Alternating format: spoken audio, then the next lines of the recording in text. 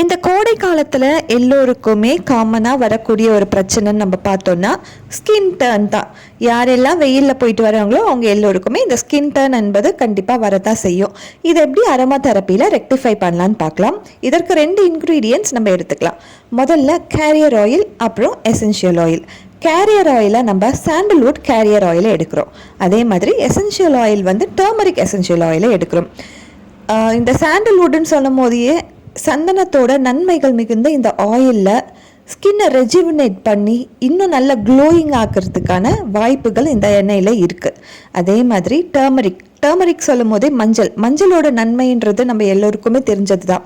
இது ஸ்கின்னுக்கு எந்த ஒரு இன்ஃபெக்ஷனுமே வராமல் ஸ்கின் டேமேஜில் இருந்து ஏதாவது ஒரு இன்ஃபெக்ஷன் இருந்தாலோ இல்லைனா பேர்ன் ஆகியிருந்தாலோ அதெல்லாம் நம்மளுக்கு ரெக்டிஃபை பண்ணி கொடுக்கும்.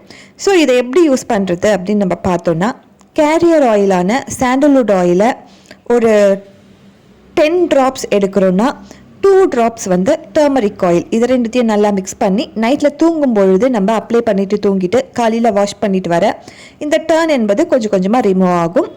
ட்ரை பண்ணி பாருங்கள். பிடிச்சிருந்தா ஒரு லைக் போடுங்க. தேங்க்யூ.